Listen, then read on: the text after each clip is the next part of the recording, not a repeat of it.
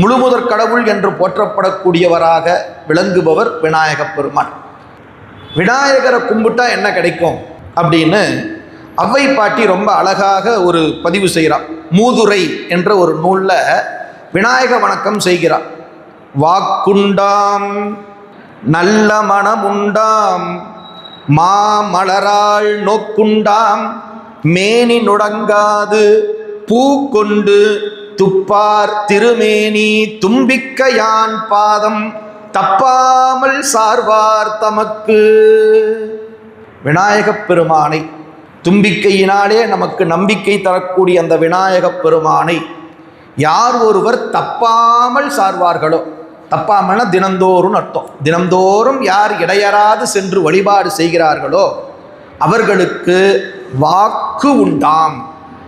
நல்ல வாக்கு சாதுரியம் அப்படி சொல்கிறோம் இல்லையா, ஒரு பேச்சு திறன், பேச்சாற்றல் என்று.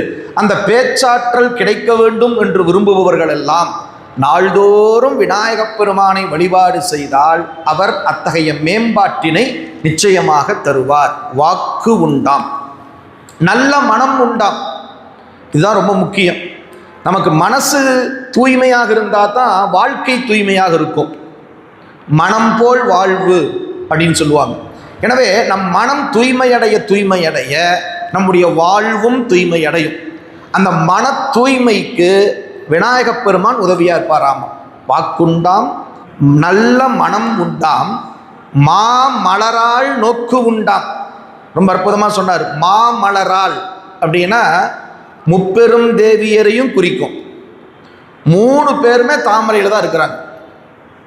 நீங்கள் லட்சுமி எடுத்துக்கிட்டீங்கனாலும் தாமரையில் தான் இருக்கிறாங்க, சரஸ்வதி எடுத்துக்கிட்டீங்கனாலும் தாமரையில் தான் இருக்கிறாங்க, பராசக்தி எடுத்துக்கிட்டீங்கனாலும் தாமரையில் தான் இருக்கிறாங்க.